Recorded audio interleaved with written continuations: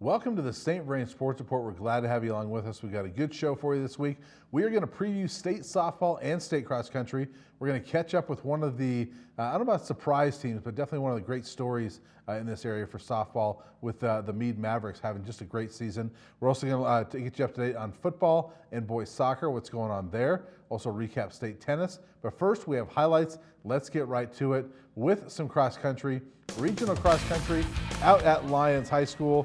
Great day out there. We'll start with the 4A girls race, and it was dominated by Thompson Valley, which had 4 of the top 7 finishers, including the Kruger sisters, Kennedy and Olivia, going 1-2 in this race. But Silver Creek, they were just 9 points back. They were a great race for the Raptors. All 5 scoring runners within the top 11 finishers, and all 7 within the top 23.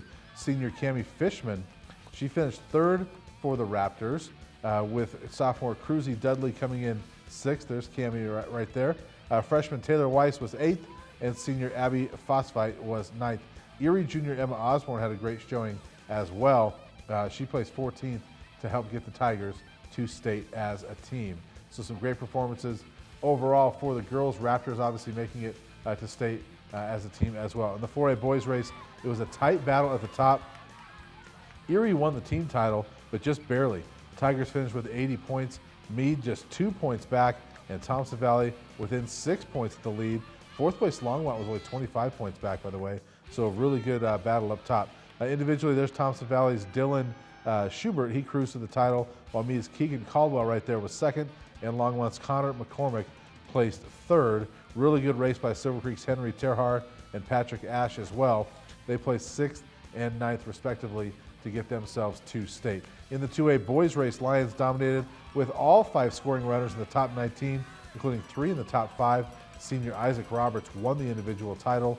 The girls race was also dominated by Lions, which had 5 in the top 11 finishers. Quinn Gregg led the way with a 2nd place finish, while Jamison Lee was 3rd. There's Isaac Roberts finishing for the boys. So great performance for Lions once again in cross country. We'll talk more about that here in a little bit. Erie at Niwot in football. Tigers looking for their 2nd straight win, while the Cougars were looking to snap a 2-game losing streak. Early on, Cougars backed up near their goal line when Julia Molina was swarmed to the end zone for an Erie safety, and that would kind of set the tone for what was a pretty good night for Erie. Tigers threatening to score. It's Mason Vive taking the handoff, and he goes 33 yards through the middle of the defense for the touchdown. And Vive, another great night for him. He's having a fantastic season for the Tigers. Later on is Vive once again. He bounces to the outside, gets to the edge, and he was gone. 82 yards for the touchdown run. Vive's got 888 rushing yards already through the first 7 games, well on his way to a 1,000-yard season. So just a fantastic job for him. Cougars trying to get the offense going, but Aiden Bartko is picked off by Elijah Sales on the screen pass. And the defense coming up big once again for the Tigers. A big play right there. That would help set up Vive for a 3rd touchdown run, this time from 14 yards out as he twists and turns, gets his way into the end zone. He had 171 yards and 3 touchdowns on 12 carries. So a big night for him. Like I said, a great season for Vive this year. Niwot tried some trickery, but the halfback pass, well, that was picked off by Ian Vera. So this Erie defense was just phenomenal all night, holding the Cougars to 6 points. Niwot, remember, they played really well early in this season and looked really good offensively. Tigers would make them pay as Gavin Mendoza found Ladorian Havard wide open for the 46-yard touchdown pass. Mendoza 6 for 7 for 171 yards and 3 touchdowns. Softball regionals at Garden Acres Park. Silver Creek taking on Air Academy in the first round, 2nd inning. Infield single by Jordan Fisher brings a run to the plate for the Raptors. So they're off to a good start there. It was 2-0 going into the 6th when Fisher stepped to the plate again and ripped a 3-run home run to left field. Fisher, 2 for 3 with 4 RBI in this game, and one of the many Raptors over the years under Coach Ryan Beavers that knows how to hit the ball, and she looked really good in this regional tournament, so a home run there. Junior Maddie Kuehl added an RBI double. She went 4 for 4 in this game. Oh, and she pitched 7 scoreless innings of 2-hit ball with 16 strikeouts, so not a bad performance for her. Then it's freshman Taylon Fordham putting an exclamation point on a 6-run inning and an 8-0 win with this 2-run homer right there. Just a tremendous effort by the freshman. And once again, another Raptor that knows how to hit the ball. And they're going to do that for years. They're always going to do that under Coach Ryan Beavers. 8-0 win. They would move on to the regional final against Widefield. And changing opponents did not change their groove offensively. They just kept scoring. First inning, a 2-run home run. That's Fordham once again. She also struck out 9 over 4 innings to get the win as the pitcher. This game only went 4 innings because of the mercy rule. But Fordham, back-to-back at-bats, hits a home run. And so she was off to a good start in this regional tournament. Senior Michaela Garcia then delivered an RBI double. She went 3 for 3 with 3 doubles in this game. And you see how there's multiple Raptors here over the years. Like I said, just there's so many Raptors know how to hit the ball. Freshman Isabel Martinez then brings in 2 more runs with a double. Silver Creek with a 9-run first inning after that 6-run sixth in the previous game. That gave them 15 runs in the span of 2 innings. And that's what won them this tournament. Fisher tacked on an RBI single right here. She goes 3 for 4 with 2 RBI in this game. Raptors outscore their opponents 20-0 on the day, and they go into the state tournament with a lot of momentum, as they always do. Lately, they've been one of the best teams, arguably the best team in this area for a number of years. They will go into state this week with some momentum. We're going to talk about that here in a minute. But some other notables in cross country, we saw the 4A and 2A regionals. 4A Region 3, Niwot was down in Denver. The girls, first place with 15 points. That's the lowest possible score you can get, because that means you got the top 5 runners. They went 1, 2, 3, 4, 5, led by senior Samrat Deshawn winning the regional title, and junior Taylor James in second. Niwot boys, they also won the regional title. All 7 runners in the top 9. They didn't get places 2 or 3. They had everybody else in the top 9. Senior Cruz Culpepper won the regional title by 27 seconds over the rest of the field. In boys tennis, 4A state tournament, Niwot was 3rd overall as a team. And now let's take a look at some of their results individually. State champion Neil Wilcox, the junior, keeps getting better every year. He lost the first set in the finals, won the next 2. He was 3rd place last year. He keeps climbing the ladder. He'll go in next year as a defending state champion. Second place at number 3 singles, Ben Bicknell, 2nd year in a row that he was the runner-up at number 3 singles. A couple of 4th place finishes for their doubles team. So Niwot, a 3rd place finish overall after 2nd a year ago. So Niwot once again, one of the top teams in the state, and those doubles teams finishing 4th place. So Niwot did a great job down in Pueblo at the state tournament. In football, the rankings, Meade number 2 in Class 3A and Frederick number 6. Those 2 teams have pretty much held those spots the last several weeks as they keep winning. Everyone else around them is winning as well, but 2 top 6 teams in the area. In boys soccer, Silver Creek is number 4 in the 4A rankings. On Tuesday, the Raptors beat Niwot 1-0 for the Northern Conference title. Dylan Weiss scored on a penalty kick for the game winner. Here's the RPI. That's what matters the most, especially with the pairings coming up next week. Silver Creek number 4, they're looking good for a home spot. Niwot and Erie looking good for getting into the playoffs. That might be it for the area in 4A, though. Skyline on that borderline of the top 32 make it, but sometimes if a conference champion is below that, they'll get knocked down. So Skyline, they've got to play well down the stretch. Longmont and Frederick will be on the outside looking in. And Meade, number 21 in Class 3A, that move down to 3A has been huge for them. But they look like they should be in good position to make the playoffs in Class 3A. In volleyball rankings, Meade number 8, and Erie has moved into the rankings at number 10. So a couple of volleyball teams looking very good in Class 4A. They're not the only ones. Silver Creek playing good volleyball as well, but Meade and Erie in the top 10 right now. 4A state softball coming up this week, and there's several teams representing this area. Let's take a look at state softball Friday and Saturday at Aurora Sports Complex, starting with Silver Creek. They are the number 5 seed overall, and they will take on number 12 Coronado in the first round. These are all first round matchups. There could be 2 rounds on Friday, and then followed by 2 rounds on Saturday. Raptors 20-5. They've got a 6-game winning streak. Second consecutive 20-win season. Last year, a school record 25 wins, but this is the second 20-win season in their history. Maddie Keel, 589 average, 10 doubles, 27 RBIs, 15-4 with a 1.27 ERA, and 199 strikeouts over 110.1 innings. She's been tremendous this season. Number 6 Meade at number 11 versus number 11 D'Evelyn, the Mavericks, 18-7. first ever winning season in their program history. Their previous record for win totals was 11. Just their second trip to state. They made it there in 2014, lost in the first round to finish 11-12. So this is their first winning record ever. 13-2 in their last 15 games. Coach Amanda Macaluso in her 6th season doing a great job. 6 girls with at least 20 RBIs for the Mavericks, 8 with at least 1 home run, and freshman Jocelyn Veltine, 17-4 record, 2.83 ERA, and 132 strikeouts. They've got the goods to go on and make a run this weekend. Then you've got Erie, usually one of the top teams in the state. They get there again at number 14. Not playing their best softball, though. 18-8 overall. They've really struggled. They were 13-0 at one point this season, went 2-1 in the regionals. First-year coach Vanessa Smith. They've had some turmoil there and some turnover, but doing a great job. They're seeking their 7th state title in their history. Now, the surprise team, I don't know if it's so much a surprise, they've kind of been building, but certainly a team that's a newcomer in this area as far as a great softball is Meade. Like I said, this is their best season, the first winning season ever. That team, they don't lose. They lose 3 girls off of this team. They're going to be back next year. But we're used to seeing a Silver Creek, an Erie, Frederick over the years. Niwot's been very good over the years. Meade is kind of a newcomer, and they're heading off to the state tournament. I was able to catch up with some of their players to talk about not only their state tournament this weekend, but the great season they've had so far. This season has been amazing, especially our team. We've really come around as a team and collectively. We've put this season together and just gave it our all. So it's been a blast. It's just been fun, not stressing out, not putting pressure on ourselves, just been fun as a team.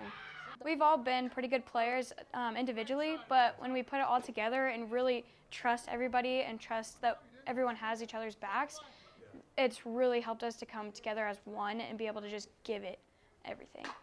I knew it from day one. I knew most of these girls are from last year, so even last year we knew that this was different. We just didn't work together well, but I knew from day one that this team was something completely different and that we had so much potential and more than years past. Coach Ben Veltine, he's been saying since day one, you guys are a top 10 team, no doubt. And none of us believed it at first until we started playing and actually playing competition. We realized that's what we're capable of. It's been crazy, just kind of being welcomed in by a huge group of girls that obviously have played high school ball with each other for multiple years, and I knew girls coming in, and it's just been amazing being able to become a part of this team. Every time I step on the field, I know I have to put 100% of my trust into my defense behind me because I know I'm not perfect all the time, and girls are going to hit the ball, things are going to happen, it's not always going to be perfect, so I love when girls are out, my team's behind me and they're just talking to me and just hyping me up, and it just makes me feel just so much better about myself. If we just keep working hard every day, coming here, knowing what the purpose, why we're here, then I think that we'll be able to get going and get on a roll. We are very confident. It's one of those things where you can't get cocky about it, but of course we just buy in and you find the drive in it, and we're definitely driven to go to the second day. Honestly, I think we can use this opportunity to show people who Meade is, because no one's expecting me to come in to this tournament and win it. So I think we need to make a name for ourselves and use this time to learn from it, and so next year we know what we want to do and people will know who Meade is. You excited for this weekend? Absolutely, 100%. Yes. Well, good luck to the Mavericks as they head off to the state tournament. Izzy Cox there mentioning potentially going to the second day. If they do that, that means they're in the Final Four. That would be a great opportunity for the Mavericks. And like I said, lose just 3 seniors. She's one of them. But they lose 3 seniors. They're going to have a lot of girls back next year to make another run. But they can do it this year and make a nice run. Silver Creek as well. And don't count out Erie, because if they get back to playing the way they did early in the season, they can make a run as well. One other team heading to state in Class 3A. Let's take a look at that real quick. The Lions number 9 overall. They will face number 8 Lyman on Friday. They are 14-11 overall. Juniors Hannah Schweiger and Chantel Kester and freshman Brooklyn Ennie all with at least 40 RBIs, so they can hit the ball. So Lions, if they can get the bats going, might be able to make a run in 3A as well. Let's go look back at football from last week. The Week 8 football scores from last week. Frederick, they keep on rolling, 52-21. They are 7-0. I think for the first time ever, I'm not sure, records that I've seen don't go back far enough, but this is the best season they've had in a long time. This might be the best start they've ever had. They led 24-21 at the half. Huge second half. Jake Green, their quarterback, listen to these numbers. Threw for 306 yards and 4 touchdowns. Ran for 231 yards and 1 touchdown. Dylan Sindelar, the tight end, 10 catches for 170 and 3 scores. Brandon Hornby, 10 carries, 113 yards, 2 touchdowns. Warriors have outscored their last 5 opponents 282-47. They are rolling. I can't wait for that matchup with Meade later on this week. Meade, 55-0 over Northfield. Mavericks are 7-0. Brady Velteen, the older brother of Jocelyn, he was 2 for 2 with 70 yards and 2 touchdowns. That's not a bad percentage. Jake Wachter, Eli Mackey, 2 touchdown runs each, and Wachter also caught a touchdown pass. Erie, we saw that one 44-6. We saw those highlights over Niwot. Tigers now 2-0 in the North Valley League. Skyline with a big win over Monarch, 27-14. 4th win in a row for the Falcons. Chase Silva, 14 for 18, 266, and 3 touchdowns to 3 different receivers. He also ran for a score. Silver Creek pounded Greeley Central. They needed that one. Carter Clausen, 3 touchdown passes and a touchdown run. Savan Sam, 3 touchdown runs. And Alex Estrada ran for 171 and a touchdown, and also caught a touchdown pass. Windsor with a surprise over Longmont. The Wizards were 1-5 going into last week, and Longmont had a 3-game winning streak. I thought the Trojans would win that one. That was a great opportunity for them, but Windsor with a surprise win. And then Lions falls to 0-7 with that loss to Estes Park in a rivalry game up there. So Lions got a couple games left trying to get that first win of the season. Let's take a look at the football schedule for this week. Lots of big games coming up around the area, starting with Longmont at Brighton. The Trojans really got to get back on track. 4-3 right now. They've got to play well down the stretch if they want to make the playoffs. Brighton is at 6-1. This is a great opportunity for Longmont to go pull an upset. Holy Family at Meade. That game doesn't look as big as it did a few weeks ago, but still a couple of pretty good teams. Holy Family coming in at 3-4. Meade at 7-0. Skyline at Greeley Central. Falcons should win that one. They're 5-2. Central 1-6. Silver Creek 4-3 against a good Levelland team at 5-2. Northridge at Niwot. Niwot has lost a few in a row now. They're at 3-4, but Northridge at 4-3. Niwot hoping to get back on track. Erie at Roosevelt. They're 4-3. The Tigers are, and Roosevelt 3-4. Denver North at Frederick. Frederick should win this one, although Denver North has a pretty good record at this point, 5-2. Competition hasn't been great, but Frederick should be able to get a win at home on Friday night. And then Highland at Lions. Lions looking for that first win. Highland coming in at 4-3. Could be a tough one for the Lions, but that would be a great way to play in front of the home crowd and get that first win. So good luck to all the teams. All those games on Friday night. So a very busy Friday night of football later on this week. A big event coming up later on this week. The game of the week, or the event of the week, is state cross country. Let's take a look at that one right now. 69 local qualifiers going down to the Norris Penrose Event Center in Colorado Springs on Saturday. Races start at 9 a.m. 4A girls, the teams that are going, Erie, Niwot, and Silver Creek all qualified. And on the boys' side, Erie, Longmont, Meade, and Niwot all go as teams, and Silver Creek with a couple of runners heading as well. In Class 2A, the Lions girls and the Lions boys, and Twin Peaks, they qualified their entire team with a good showing at the 2A regionals. So that cross-country state meet will be on Saturday morning down at Colorado Springs, and really some great runners around here. Niwot's got a chance at the team titles, boys and girls, maybe a couple of individual champions as well. Lions could make some noise down there as well, and watch out for that Silver Creek girls team. They're very good as well. So some great runners going down there to Colorado Springs later on this week. A couple other things coming up later on this week in volleyball, because we've hit just about everything else. But Niwot at Longmont on Thursday. That's a big one. A battle for third place in the Northern Conference on Thursday night. Another one. We don't typically show you road games, but this is a huge one. Silver Creek at Thompson Valley on Thursday night up in Levelland. Worth the drive up to Levelland, because these two teams, this is for the Northern Conference title. Raptors 13-0 in the Northern, and Thompson Valley 12-1. This is the final league game, so Silver Creek could close out an undefeated season. Raptors 11 straight wins, including 3-1 victory over Thompson Valley on October 1st. They're looking for the sweep, not only of the Eagles, but of the Northern Conference. And Silver Creek's just having a great season, so that'll be a big one on Thursday night. 2 great matches in volleyball on Thursday night. We want to thank Blaine Robinson and Don Gurton for all the work they do on the show behind the scenes, as well as Blaine and Tim Ellis and Quinn McCain for getting all of our video for us. Check out bocopreps.com and the Longmont Times Call. They'll get you up to date on everything going on in high school sports in the area. Also, like us on Facebook and check us out on the web at longmontchannel.com, where you can watch this or any other programs you like here on Channel 8. And as always, we want to thank you for watching. We look forward to seeing you again next week.